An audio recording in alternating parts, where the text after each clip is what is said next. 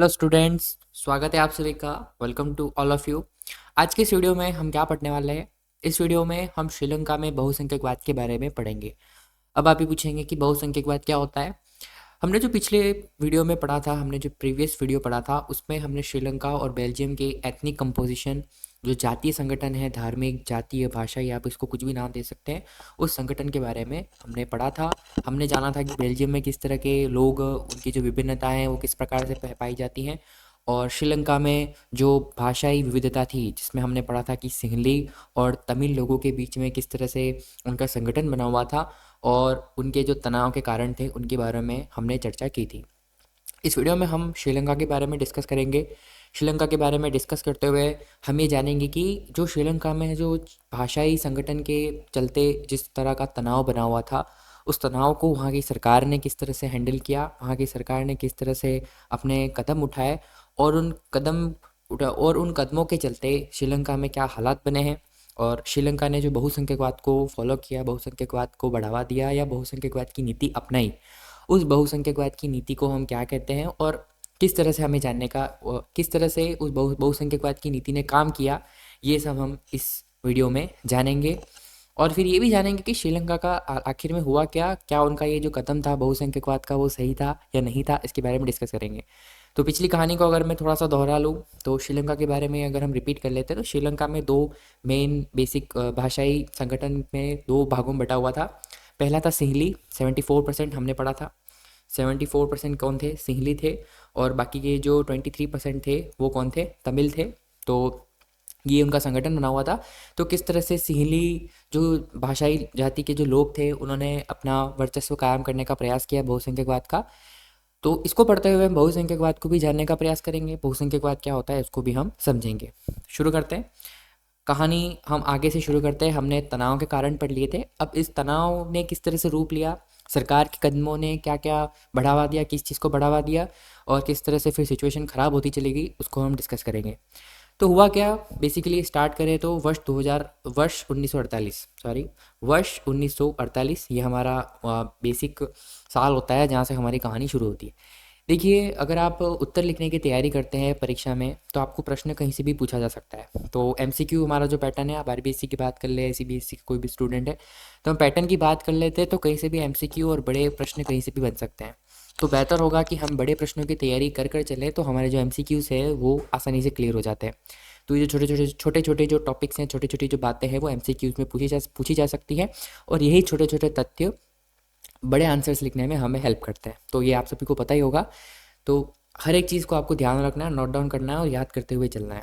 Story हमने पिछले video में पढ़ ली थी, उसके आगे की स्टोरी को हम कंटिन्यू करेंगे कि सिचुएशन बने कैसे। पहले में हमने संगठन के बारे में चर्चा की थी, अब हम पढ़ेंगे कि उस संगठन के चलते क्या सिचुएशन बनी, क्या हालात बने, और उन हालातों को कैसे संभाला गया या बिगाड़ा गया। तो होता ये है कि 1948 में श्रीलंका को क्या मिलती है? आज़ादी मिलती है, और आज़ादी मिलने के साथ में वहाँ पर अपनी एक लोकतांत्रिक सरकार बन जाती है। ठीक है। तो होता क्या है, वहाँ पर बहुसंख्या में कौन थे? ज़्यादा संख्या किसकी थी? सिंहली भाषी लोगों की संख्या ज़्यादा थी। हमने पढ़ा था 74%, 74% लोग क्या थे वहाँ पे? सिंहली भाषी लोग थे।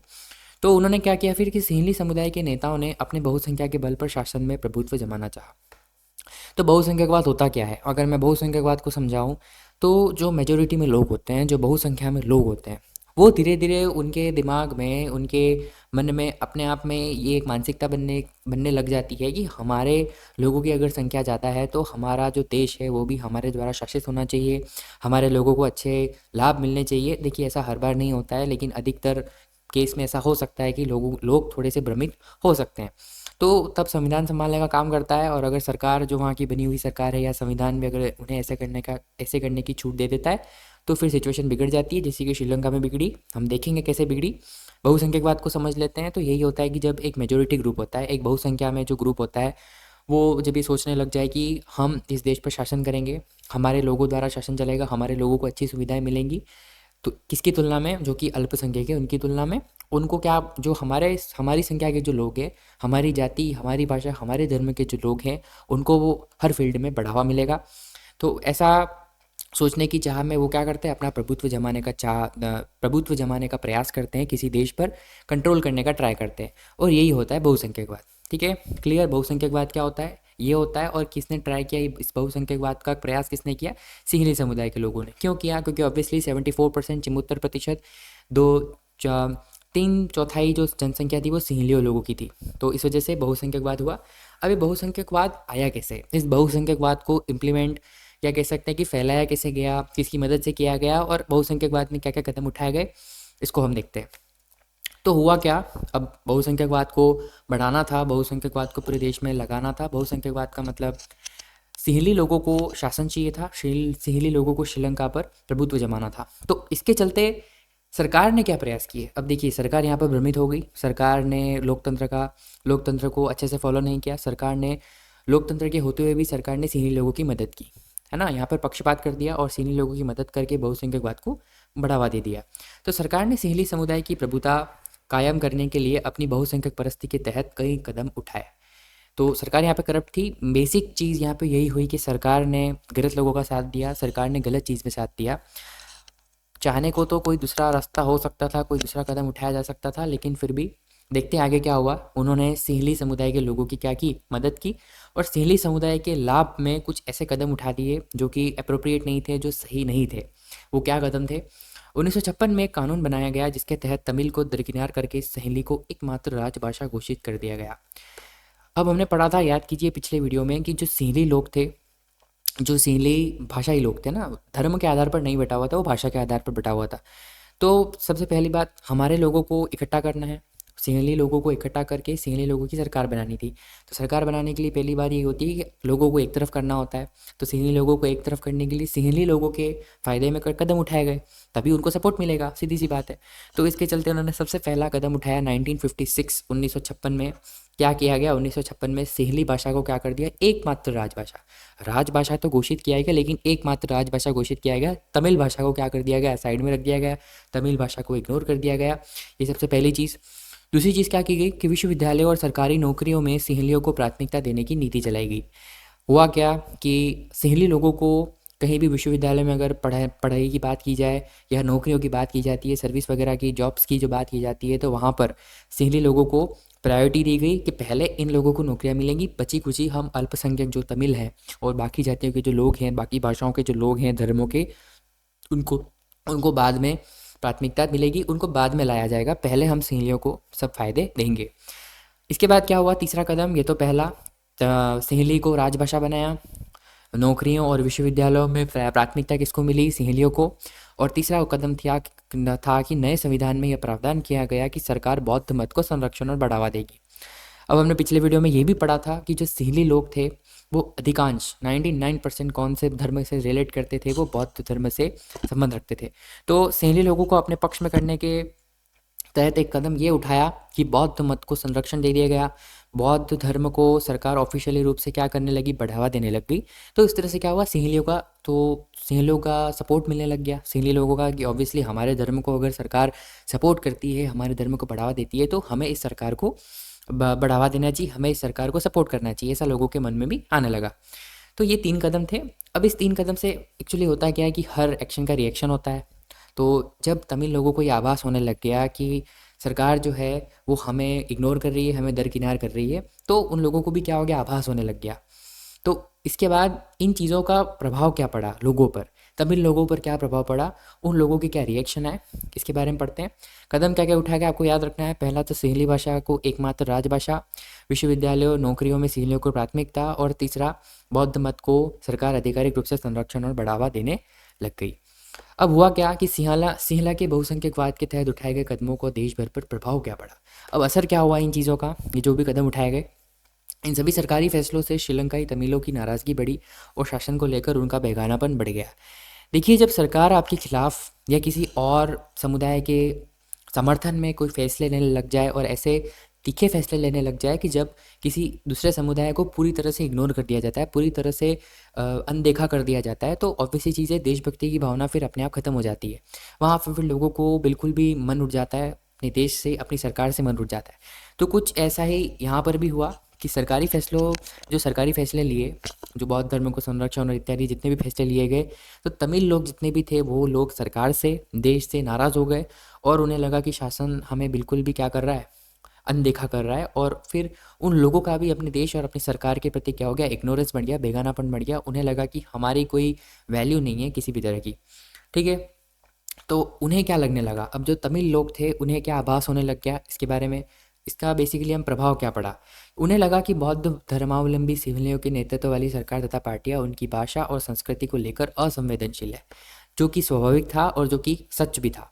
कि हुआ क्या, उन्हें क्या लगा कि बौद्ध धर्म के जो लोग हैं, बौद्ध धर्म को सपोर्ट करने वाले या बौद्ध धर्म को मानने वाली जितनी भी पार्टियां हैं, वो जो सरकार है, जितने भी लोग हैं, जितने भी राजनेता हैं, वो क्या करते हैं, तमिलों को इग्नोर कर रहे हैं। तमिलों को लेकर वो न्यूट्रल है, उनको कोई फ़र्क ही नहीं पड़ता है कि तमिलों को कोई अधिकार मिलने चाहिए या तमिलों के भी अपनी कोई धर्म है, इस तरह से उनको कोई फ़र्क नहीं पड़ता है। ये किनको पता चल गया, ये तमिलों को पता चलने लग गया। जो भी इन्होंने कदम देखे, जो मेन ऐसे कदम उठाए गए जो सिंहली को सपोर्ट करते हैं, तो ये देखकर उन्हें क्या लगा कि हाँ, हमारी भाषा और हमारे कल्चर, हमारी संस्कृति, इन लोगों के इन लोगों के पास इन चीज़ों को लेकर कोई इज्जत ही नहीं है, तमिलों को लेकर किसी भी तरह का कोई भी भावनाएं नहीं है, इनको फ़र्क ही नहीं पड़ता है, ठीक है। दूसरा क्या हुआ कि उन्हें लगा कि संविधान और सरकार की नीतियां उन्हें समान अधिकारों से वंचित कर रही है। ये भी सच था। जैसा कि प्रावधान हुआ, जैसे कि नीति चली कि विश्वविद्यालय, सरकारी नौकरियों में प्राथमिकता किनको मिलने लगी, सीनियर को। बेसिकली क्या होता है कि अल्पसंख्यकों को प्राथमिकता मिलती है ताकि उन लोगों को भी समाज के जो मुख्य धारा है उसमें जुड़ने का मौका दिया जाए, लेकिन यहाँ पर ऐसा नहीं किया। यहाँ पर बहुसंख्यकों को आगे पहले मौका दिया गया। तो यहाँ पर उन्होंने ये भी लगने लग गया कि संविधान और सरकार दोनों, संविधान से भरोसा उठ जाना बहुत बड़ी बात होती है। लोगों का संविधान से भी भरोसा उठ गया, संविधान और सरकार दोनों ही उन्हें इग्नोर कर रही है, उन्हें अपने जो अधिकार मिलने चाहिए वो अधिकार नहीं मिल रहे, उन्हें ये लगने लग गया। तीसरी चीज़ क्या हुई कि नौकरियों और फायदों के अन्य कामों में उनके साथ भेदभाव हो रहा है और उनके हितों की अनदेखी की जा रही है, ये भी उन्हें पता चल गया। जिससे ये जो भी नीतियाँ चली उनसे स्वाभाविक था, पता चलना ही था। तो ये प्रभाव पड़े तमिलों पर, तमिलों को इन चीज़ों का क्या होने लग गया, आभास होने लग गया। और इनडायरेक्टली अगर ये बोले कि उनको ये लगने लग गया कि हाँ, अब सरकार ऑफिशियली सिंहलियों का सपोर्ट कर रही है और सिंहलियों का क्या है, दबदबा अब बन रहा है और हमें पूरी तरह से इग्नोर किया जा रहा है। परिणाम तो यह हुआ कि तमिल और सिंहली समुदाय के संबंध बिगड़ते चले गए और इनके संबंध के आगे काफ़ी तीखे हो गए उस समय। जब पता, ये बेसिक चीज़ होती है कि जब हमें पता चल जाता है कि हमें जो लोग हैं, जो बहुसंख्यक लोग हैं, वो हमें पूरी तरह से इग्नोर कर रहे हैं, तो फिर एक विरोध की भावना अपने आप उत्पन्न हो जाती है और एक तीखापन, खट्टापन क्या करना है, बहुत ज़्यादा बढ़ने लग जाता है, जो कि स्वाभाविक था। हुआ भी यही, तमिल और सिंहली समुदाय के बीच में क्या हो गया, तीखापन बढ़ गया, कोई अच्छे संबंध अब फिर रहे ही नहीं। तो उसके बाद क्या होता है, श्रीलंकाई तमिलों की प्रतिक्रिया क्या आती है। देखिए, हर क्रिया की प्रतिक्रिया होती है। अगर आप कोई ऐसे कदम उठाते हैं जो किसी समुदाय विशेष के विरोध में हो, तो वो समुदाय भी फिर चुप नहीं बैठता है, वो भी अपनी प्रतिक्रिया देता है। तो इस प्रतिक्रिया में क्या हुआ, अब जितना भी हमने पढ़ा ये बहुसंख्यकवाद था, बहुसंख्यकवाद में ये कदम उठाए गए, ये पूरा ही जो हमने पढ़ा है वो क्या कहलाता है, बहुसंख्यकवाद कहलाता है। कि बहुसंख्या में जो लोग हैं वो अपना प्रभुत्व जमाने का जब प्रयास करने लग जाते हैं तो बहुसंख्यकवाद है। तो श्रीलंकाई तमिलों की क्या प्रतिक्रिया है, फिर उन लोगों ने क्या किया। श्रीलंकाई तमिलों ने अपनी राजनीतिक पार्टियां बनाई और तमिल को राजभाषा बनाने, क्षेत्रीय स्वायत्तता हासिल करने तथा शिक्षा और रोजगार में समान अवसरों की मांग को लेकर संघर्ष किया। देखिए, जब उनके अधिकार छीने जा रहे थे, जब उन्हें समाज की मुख्य धारा से अलग किया जा रहा था, तो लोगों ने क्या करना शुरू कर दिया, विरोध करना शुरू कर दिया। और विरोध करने के सिलसिले में उन्होंने अपनी राजनीतिक पार्टियां बनाई। अब यहाँ पर एक नाम सामने आता है, LTTE। LTT एक राजनीतिक संगठन था जो बाद में चलकर क्या बन गया, एक टेररिस्ट संगठन बन गया। ये आपको ध्यान रखना है, टेररिस्ट संगठन बन जाता है। पहले तो ये लोग, इसका पूरा फुल फॉर्म है लिबरल टाइगर्स ऑफ तमिल इलम, ठीक है, लिबरल टाइगर्स ऑफ तमिल इलम। ये सरकार के जो तमिल लोगों की एक राजनीतिक पार्टी थी जो कि स्वतंत्रता को लेकर बनाई गई थी। लेकिन बाद में क्या हो गया, बाद में कुछ इन्होंने ऐसे काम कर दिए और फिर बाद में उनका ये नेचर बन गया कि इनह्यूमन काम, अमानवीय कृत्य करने लग गए और आतंकवादी गतिविधियाँ चलने लग गई। आतंकवादी गतिविधियाँ चलने लगने से कारण इसे फिर बाद में टेररिस्ट ग्रुप के नाम से टेररिस्ट ग्रुप घोषित किया गया। और ये सुसाइड बॉम्बिंग, जो आत्महत्या वाले जो आतंकवादी होते हैं, जो अपने ऊपर बम लगा कर चलते हैं, इनका जो कल्चर था, वो संस्कृति भी यहीं से शुरू हुई है। और बेसिकली हम देखें तो जब पाकिस्तान में भी आतंकवाद की शुरुआत इतनी नहीं हुई थी, यहाँ से बेसिकली आतंकवाद की शुरुआत हुई थी। और ये पूरी पार्टी जो बाद में क्या करके पूरी आतंकवादी संगठन के रूप में गठित हो चुकी थी। पहले तो तमिल लोगों ने भी, भारत के जो तमिल लोग थे, उन्होंने भी इस पार्टी को सपोर्ट दिया था, उन्होंने भी इस आंदोलन में सहयोग दिया था। लेकिन बाद में जब इन्हीं लोगों ने हमारे देश के प्रधानमंत्री राजीव गांधी जी को जब मारा, तो फिर इन लोगों ने भी, हमारे जो सरकार थी, हमारे तमिलों ने भी इनका विरोध करना शुरू कर दिया। फिर इनको आतंकवादी संगठन के रूप में घोषित कर दिया गया। तो राजनीतिक पार्टियां बनाई, और क्यों बनाई गई, उनकी प्रमुख मांगे क्या थी कि पहला तो आप तमिल को राजभाषा बनाएं, हमारी भाषा को भी आप तवज्जो दें। दूसरा है क्षेत्रीय स्वायत्ता, कि हमारा जो एरिया है, हमारा जो देश है, इसमें हमारी भी कुछ वैल्यू हो, हमारा भी कोई एरिया हो। और शिक्षा और रोजगार में समान अवसरों की मांग, की भाई हमें एजुकेशन और रोजगार, एम्प्लॉयमेंट, हमें बराबर भाषा बराबर भाग में हमारे देश में हमें चाहिए। ये उनकी मांग चली और इस मांग के चलते राजनीतिक पार्टियां बनाई गई। 1980 के दशक तक उत्तरी पूर्वी श्रीलंका में स्वतंत्र तमिल इलम बनाने की, इलम का मतलब होता है सरकार, तो ये सरकार बनाने की मांग को लेकर अनेक राजनीतिक संगठन बने, जो कि जैसा कि मैं आपको बता चुका हूँ कि स्वतंत्र तमिल इलम मतलब एक हमारी सरकार हो, तमिलों की अलग सरकार बनाने की मांग बहुत तेज़ हो गई। कब? 1980 के दशक में। और फिर क्या हुआ कि श्रीलंका में दो समुदायों के बीच पारस्परिक अविश्वास ने बड़े टकराव का रूप ले लिया। ऐसे तो देखा जाए तो श्रीलंका का जो ह्यूमन डेवलपमेंट इंडेक्स है, मानव विकास सूचकांक है, उसमें काफ़ी अच्छा प्रदर्शन है, भारत से भी अच्छा प्रदर्शन रहा है। विकास के पथ पे काफ़ी अच्छे उनके अंक रहे हैं, काफ़ी उनकी अच्छी रैंक रही है। लेकिन फिर भी ये जो कॉन्फ्लिक्ट रहा, उसके चलते काफ़ी लोगों की मृत्यु भी हुई, देश का विकास भी काफ़ी पीछे हुआ, संस्कृति को बहुत ज़्यादा प्रभाव हुआ, और आने वाली जो पीढ़ी है उनकी शिक्षा पर काफ़ी असर पड़ा। काफ़ी सारे जो सेटबैक हैं श्रीलंका को झेलने पड़े इस टकराव के चलते, समुदायों के टकराव के चलते। फिर बाद में क्या हुआ कि जब ये पूरे तमिलों की जो एक्टिविटी चलने लगी, वो एक्टिविटी कुछ ज़्यादा इनह्यूमन हो गई, अमानवीय काम करने लग गए, लोगों को मारना, निर्दोष लोगों की हत्या करना, ऐसे काम जब करने लग गए तो इस ग्रुप को क्या गया, एक टेररिस्ट ग्रुप घोषित किया गया। उनकी हरकतें भी फिर कैसी हो गई, एक आतंकवादी संगठन जैसी हो गई। फिर बाद में क्या हुआ कि गृह युद्ध शुरू हो गया श्रीलंका में। गृह युद्ध क्या होता है, हमारी किताब में, हमारी बुक में भी दे रखा है कि किसी मुल्क में सरकार विरोधी समूह की हिंसक लड़ाई ऐसा रूप ले ले कि वह एक गृह युद्ध सा लगे, गृह युद्ध कहलाता है। देखिए, एक एक युद्ध होता है जो हम बाहरी दुश्मनों से लड़ते हैं, जब बाहर के दुश्मन हम पे हमला करते हैं और हमारे सैनिक लड़ते हैं, ये होता है बाहरी युद्ध। लेकिन गृह युद्ध तब होता है जब अंदर के ही लोग, देश के ही जो नागरिक होते हैं, वे एक दूसरे से लड़ने लग जाते हैं। एक पार्टी के लोग दूसरी पार्टी से लड़ रहे हैं, या लोग, या जो शासन पर शासन करने वाली जो पार्टी, उन लोगों से लड़ रहे हैं, ऐसा कुछ भी होने लगता है तो वो गृह युद्ध कहलाता है। जब देश के लोग अंदर ही अंदर जब युद्ध करने लग जाते हैं, अंदर लोगों का लड़ना ही युद्ध कहलाने लग जाए, तो उसे गृह युद्ध कहते हैं।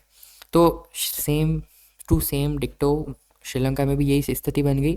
वहाँ गृह युद्ध से मुल्क के सामाजिक, सांस्कृतिक और आर्थिक जीवन में काफ़ी परेशानियाँ पैदा हो गई, लोगों को काफ़ी सब कुछ झेलना पड़ गया, और वहाँ पे काफ़ी ख़राब सिचुएशन बन गई। बट एट लास्ट क्या हुआ, 2009 में जो हमारे राजपक्षी ब्रदर्स, अभी है नहीं, हालांकि आपको अगर श्रीलंका की पॉलिटिक्स का पता हो तो अभी काफ़ी बुरी हालत है वहाँ पर अर्थव्यवस्था की और सभी की, तो अभी कुछ भी नहीं है ऐसा। लेकिन 2009 में जो राजपक्षी ब्रदर्स थे, उन लोगों ने क्या किया, जो एल टी टी ई जो आतंकवादी संगठन था, उसका खात्मा किया, उनके मुखिया को मारकर। इसका मुखिया कौन था? प्रभाकरण। ये आप फोटो देख रहे हैं अंकल जी का, ये प्रभाकरण जो थे, वो एलटीटी के मुख्य वो क्या कहते हैं, प्रमुख थे, वो कंट्रोल करते थे इस चीज़ को। इनकी मांग ये थी, श्रीलंका के इतने एरिया को क्या करना है, स्वतंत्र बनाया जाए, और इनका फ्लैग कुछ ऐसा दिखता था, आगे हम देखते हैं। तो देखिए, ये लोग पहले तो उन्होंने अपनी स्वतंत्रता की मांग को लेकर एक संगठन शुरू किया, विरोध शुरू किया, यहाँ पर अच्छा था, ठीक था। लेकिन बाद में जब इन्होंने ऐसे काम करने शुरू कर दिए कि लोगों को नुकसान, मानवता को जब नुकसान पहुंचने लग गया, तो ये एक सीधी सी बात है, ये आतंकवादी रूप धारण कर लेते हैं। ऐसा नहीं होना चाहिए। अगर आप अपनी मांग रख रहे हो तो उसको एक प्रॉपर तरीके में रखो, या आपके जो दुश्मन हैं अगर आप उन्हें मारते हो तो वो ठीक लगता है। तो ये ऐसा नहीं किया, उन्होंने गलत कदम उठाने लग गए, और 2009 में प्रभाकरण जो एलटीटी का प्रमुख है, उसको मारकर एलटीटी का पूरा जो का मामला है वो ख़त्म कर दिया गया, इस टॉपिक को फिर ख़त्म कर दिया गया। लेकिन जानने वाली बात यह है कि श्रीलंका ने सही कदम नहीं उठाए सत्ता की साझेदारी को लेकर। जब एक सिंहली समुदाय के लोगों ने जब अपना प्रभुत्व जमाना चाहा, तो किस तरह से विरोध का सामना करना पड़ा, काफ़ी लोगों की जानें गई, देश के विकास को काफ़ी प्रभाव, देश के विकास पर प्रभाव पड़ा, आने वाली पीढ़ी पर काफ़ी प्रभाव पड़ा, और लोगों को भी काफ़ी अब तक भी शायद झेलना पड़ता हो। तो ये काफ़ी गलत कदम था बहुसंख्यकवाद का। ये LTTE, liberal tigers of Tamil इलम, इसका ये झंडा था, इसका फ्लैग था, और ये हमारा श्रीलंका का फ्लैग। तो आपने देखा ही होगा, क्रिकेट मैच अगर आप देखते हो तो श्रीलंका का ये फ्लैग है। यहाँ पे टाइगर्स जो कि नाम दे रखा है ना, लिबरल तमिल इलम tigers, liberal tigers of Tamil इलम। तो ये चीता है और ये शेर है। शेर और चीते की लड़ाई में जीता कौन? शेर। इसका मतलब जो श्रीलंका की सरकार थी उसकी जीत होती है एट द एंड। तो होप सो ये कहानी यहाँ तक थी श्रीलंका की, श्रीलंका में बहुसंख्यकवाद। तो ये आपको सोचना है कि अब बहुसंख्यकवाद से हुआ क्या, फ़ायदा या नुकसान। तो क्या बहुसंख्यकवाद अच्छा था? तो एक आंसर अगर एक शब्द में उत्तर दे तो नहीं, बहुसंख्यकवाद अच्छा नहीं था। श्रीलंका की सरकार के द्वारा कदम सही से नहीं उठाए गए, उस वजह से काफ़ी कुछ श्रीलंका की जनसंख्या को झेलना पड़ गया। तो होप सो आपको यहाँ तक समझ में आ गया होगा। किसी भी तरह का कोई डाउट हो तो आप कमेंट बॉक्स में पूछ सकते हैं। नेक्स्ट वीडियो में हम बेल्जियम की चर्चा करेंगे। बेल्जियम ने अपने जो जातीय संगठन, अपने एथनिक संगठन में ऐसे क्या कदम उठाए जो आज भी उसे एक आदर्श के रूप में देखा जाता है। तब तक के लिए धन्यवाद।